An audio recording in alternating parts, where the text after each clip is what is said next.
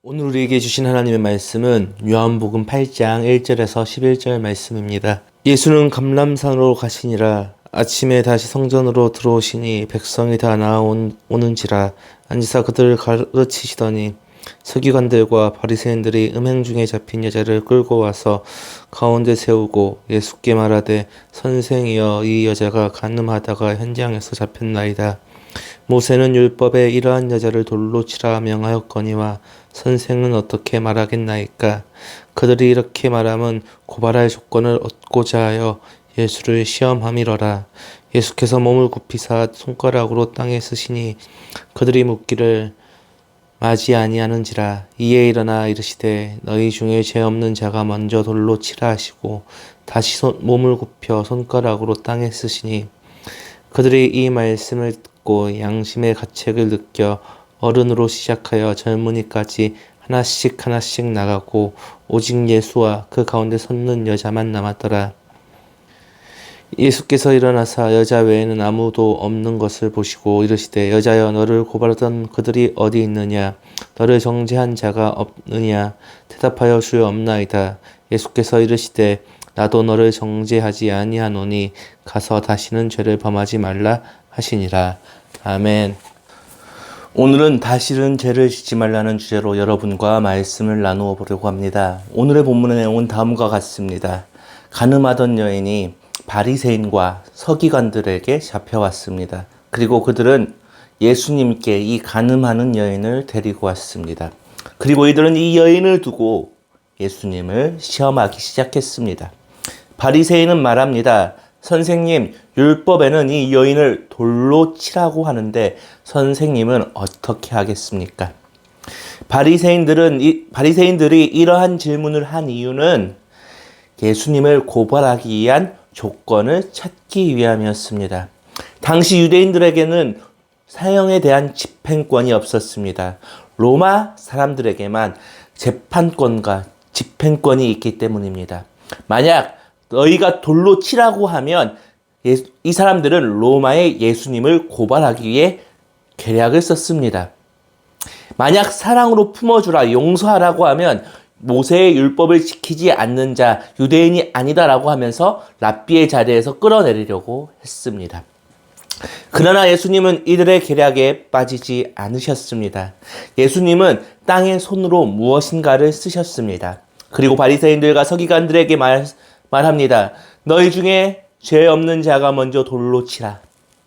그리고 예수님은 계속해서 땅에 무엇인가를 쓰시기 시작합니다.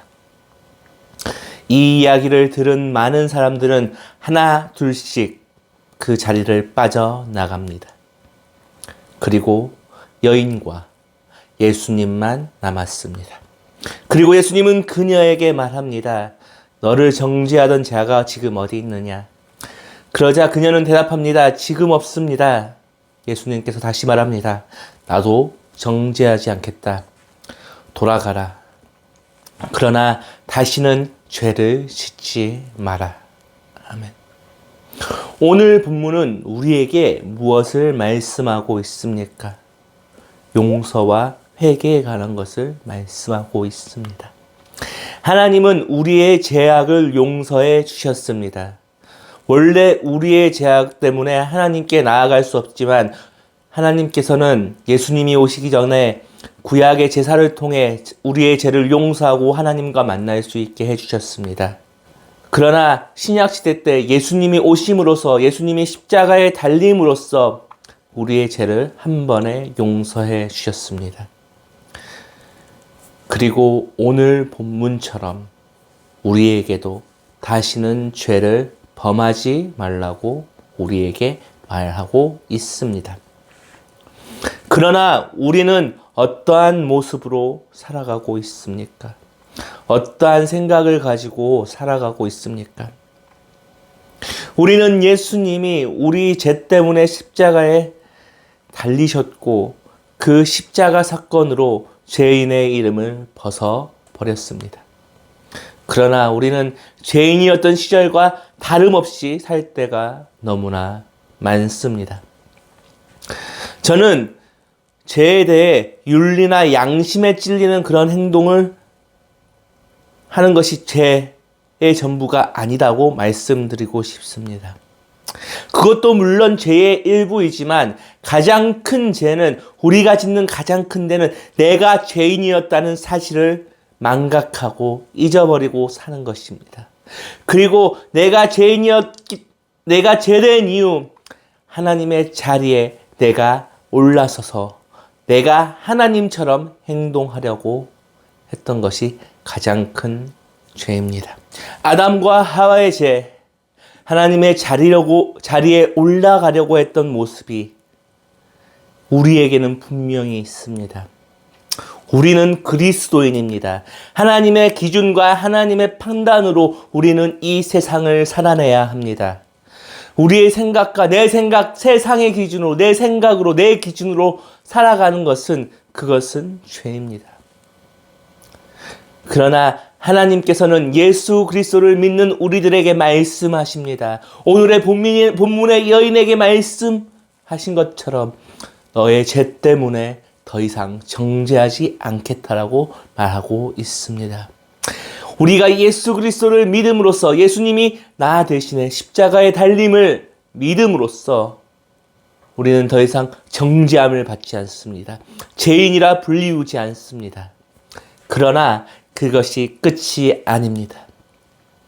우리는 나약한 인간이기에 예수님을 믿는다고 말하지만 매일같이 넘어질 때가 많습니다. 내가 예수 믿기 전의 모습처럼 살 때도 있습니다. 내 판단의 자리에 하나님이 계셔야 하는데 그것을 망각한 채 세상의 기준으로, 내 기준으로 판단하기도 합니다. 그렇기 때문에 우리는 회개라는 것을 해야 합니다. 구원파라는 이단이 있습니다. 이 구원파라는 이단의 특징은 두 가지가 있습니다. 깨달음으로 구원을 얻는다. 두 번째는 한 번 구원받으면 영원히 회개할 필요가 없다. 구원파는 여러분에게 이렇게 지원할 겁니다. 구원받으셨습니까? 그리고 한 가지 더 물어볼 겁니다. 몇 월, 며칠, 몇 시에 구원 받으셨습니까? 이들은 구원에 대한 확신이 생기면 회개가 필요 없다고 말합니다. 더 이상 인간의 몸으로 짓는 죄가 죄가 되지 않는다고 말합니다. 한 번 구원받으면 인간의 죄, 자범죄를 지어도 상관없다. 내가 어떠한 행동을 하든 상관없다고 이야기하며 회개가 더 이상 필요 없다. 이미 구원받은 사람들이기 때문이라고 말합니다. 그러나 그것은 잘못된 것입니다. 우리는 회개해야 합니다. 회개할 때 우리가 더 이상 정죄함을 받지 않는 것입니다. 자녀가 잘못하더라도 어떤 부모가 그 자녀를 버리겠습니까? 하나님도 마찬가지입니다. 하나님은 우리의 부모가 되십니다. 우리의 아버지가 되십니다. 우리는 그분의 자녀입니다. 그런데 하나님께서 왜 우리를 버리시겠습니까? 다만 우리가 회개를 하는 것은 내가 하나님의 아들로서 아버지에게 잘못했기 때문에 용서를 구하는 것뿐입니다. 그것이 하나님을 기쁘게 하는 것입니다. 그것이 나의 아버지 되신, 우리의 아버지 되신 하나님을 기쁘게 하는 것입니다. 요한일서 1장 9절 10절을 보면 이런 말이 나옵니다. 제가 세 번역으로 읽겠습니다. 우리가 우리 죄를 자백하면 하나님은 신실하시고 의로우신 분이며 우리 죄를 용서하시고 모든 불의에서 우리를 깨끗하게 해 주실 것입니다. 우리가 죄 지은 일이 없다고 말하면 우리는 하나님을 거짓말쟁이로 만드는 것이며 하나님의 말씀이 우리 속에 있지 아니합니다. 우리는 나약한 인간이기에, 완전한 인간이 아니기에 살아가면서 죄를 지을 수밖에 없음을 기억해야 합니다. 그러나 하나님께서는 신실하시고 의로우신 분이기 때문에 우리가 회개하고 자복하면 우리의 죄를 용서해 줍니다. 아버지가 아들을 용서하는 것처럼, 아버지가 그의 자녀들을 용서해 주는 것처럼 우리를 용서해 준다는 것입니다. 여러분, 회개해야 합니다. 죄에서 벗어나야 합니다. 그러나 그 죄를 하나님 앞에 자복할 때 하나님은 너무나 기뻐하십니다. 하나님은 이미 죄인 되었던 우리를 용서해 주시고 그분의 자녀로 삼아 주셨습니다. 그러나 우리는 죄를 짓는 인간들, 나약한 인간이기 때문에 언제나 회개하고 자백해야 합니다. 그럴 때 우리는 참된 신앙인으로 거듭날 수 있기 때문입니다. 구원의 단계를 설명할 때 성화의 단계라는 게 있습니다.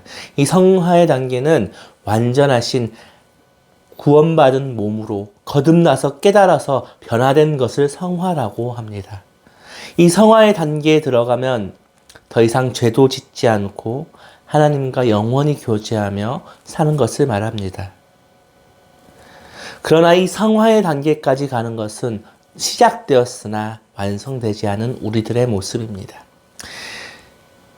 내 육의 모습이 하나님의 자녀의 모습으로 변해가는 것을 지켜보기 위해서는 우리는 언제나 나의 모습을 돌아보고 회개하는 모습을 가져야 합니다. 그럴 때 결국 다시는 죄를 짓지 않는 성화의 단계로 우리는 무조건 나아갈 수가 있을 것입니다. 말씀을 마무리하겠습니다. 오늘 본문에서 예수님은 가늠한 여인을 풀어주면서 정죄하지 않으시고 다시는 죄를 짓지 말라고 말씀하십니다. 우리에게도 오늘 그렇게 말씀하십니다. 더 이상 죄인으로 부르지 않는다고 말씀하십니다. 그리고 다시는 우리에게 죄를 짓지 말라고 말씀하십니다. 그러나 우리는 나약한 인간이기에 죄를 지을 수밖에 없습니다. 그러나 우리가 실수로 인해 죄를 짓는다고 하여도 하나님의 자녀가 된 우리를 하나님께서는 결코 버리시지 않습니다. 다만 우리가 하나님을 기쁘시게 하기 위해 우리가 하나님 앞에 나아가 죄를 고백하는 회개를 해야 합니다. 그리고 하나님께서 언제나 죄를 고백하는 우리들을 깨끗하게 해 주실 것이며 우리가 더 이상 죄를 짓지 않는 성화의 모습으로 나아가게 만들어 주실 것입니다. 기도하겠습니다. 사랑이 많으신 주님 감사합니다. 우리를 더 이상 죄인으로 불러주시지 않는다. 그리고 다시 죄를 짓지 말라고 말씀해 주신 건 너무나 감사합니다. 그리고 우리를 하나님의 자녀 삼아 주셔서 감사합니다. 그러나 주님 우리가 언제나 나약한 인간이기에 다시 죄를 짓지 말라는 그 말을 듣고도 죄를 짓는 어리석은 행동을 하는 우리들입니다. 주님 우리의 이러한 모습을 용서하여 주시고 우리의 모습이 온전히 하나님만 바라보며 나아갈 수 있도록 주여 우리들을 붙들어 주시옵소서. 이 시간 언제나 우리가 회개가 생활화되어 작은 잘못이라도 하나님께 고백하는 삶을 살게 하여 주시고 우리가 회개할 때 더 이상 죄를 짓지 않도록 주님께서 우리를 인도하여 주시옵소서. 주님 이제 각자의 삶으로 돌아갑니다. 삶의 자리에서 주님 항상 함께하여 주시고 우리들을 보호하여 주시옵소서. 이 모든 말씀 살아계신 우리 주 예수 그리스도 이름으로 기도합니다. 아멘.